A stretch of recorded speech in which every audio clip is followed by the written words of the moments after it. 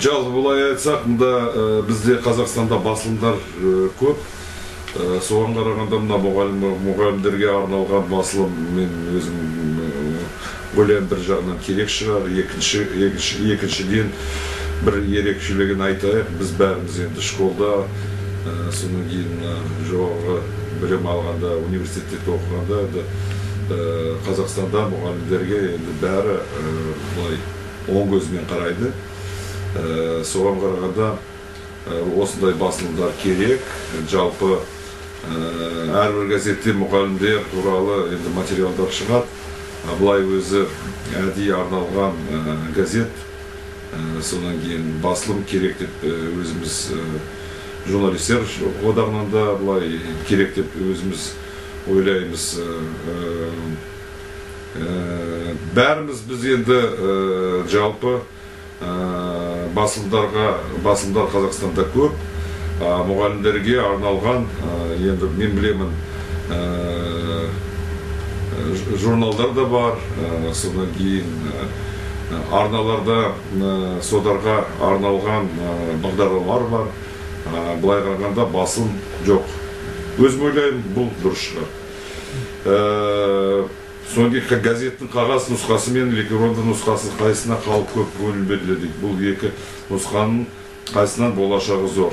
Енді жалпы айтсақ, енді біреулер айтатын бұлай. Бірінші кино ашылды ғой, театр жабылады. Содан кейін телевидение шыққаннан кейін кино болмайды деп ойладық. Содан кейін екінші қазір интернет келді, қазір бәрі құрайды, болмайды. Мен өзім ойлаймын, әрбір осы енді саланың өз орны бар. Қазақстанда газеттер мен өзім ойлаймын болады, бірақ болашақ бәрі интернетте. Қазір мына әлеуметтік сет дейді ғой, социальный сет. Көбіне қазір интернетке мен айтайын, біздің үйде қазір 3 компьютер бар. Кешке келсек, күндіз мен түскі тамаққа келсек, бәрі интернетпен айланысып отыр. Бізде енді Қазақстанның бір ерекшелігі, халқымыз аз, содан кейін территориямыз үлкен. Енді интернет мына алыс аймақтағы ауылдарға барса, сол дұрыс бола ма деп өзім ойлаймын. Содан кейін бізде мына қағазды басылымдар, бумажный носитель деп мен өзім ойлаймын. Бұдар болатын шығар Қазақстанда. Жергілікті газеттерде керек. Екінші жағынан енді болашақ интернетте. Соған міне қазір жалпы былай айтсақ 15 жыл бұрын наш школдарды компьютерлеп, қазір жас буындар былай қарасақ компьютер емес, ұялы телефонмен қазір қайда қарасан, жолда, автобуста, содан кейін киноға барсан, тойға барсан да бәрі ұялы телефонмен жұмыс істеп отыр. Болашақ мен өзім ойлаймын, интернетпен ұялы телефонда болатын шығар. Содан кейін болашағы бар ма жоқ па деп айтады ғой басылымдардың. Одардың да болашағы бар. Біздің енді Қазақстанның менталитеті де солай. Газетке үйренгенбіз, журналға үйренгенбіз, телевидениеда болады, радиода болады, басылымдарда болады. Бірақ қазір енді жалпы әлемнің бағыты интернет болғаннан кейін болашағы интернетте болатын шығар деп енді өзімді ойлаймын. Мүмкін қазір жаңа технологиялар дамып келе жатыр ғой, басқа бірдеме шығатын шығар. Көрейік оны. Содан кейін мында сұрақ, Қазақстан журналистер одағына мұғалім тілшілер қабылдануға мүмкін ба? Мүмкін ба, бар ма, жоқ па? Бар. Біз енді ешкімді бұлай бөлмейміз.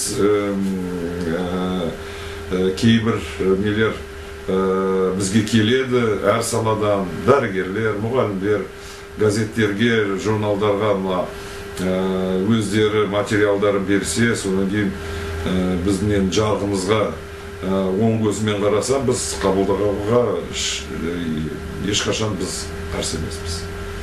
Содан кейін мына тағында бұрысса 45 минут газетіне қандай тілек айтасыз? Мен өзім қазір жаңа басылымдар ай сайын Қазақстанда пайда болады. Содан қарағанда бір жағынан маған аты ұнайды. 45 минут деген ол сабақтың уақыты. Біздің балаларым мен школда оқиды, немерелерім болашақта школға баратын шығар. Менің бірінші айтатын тілегім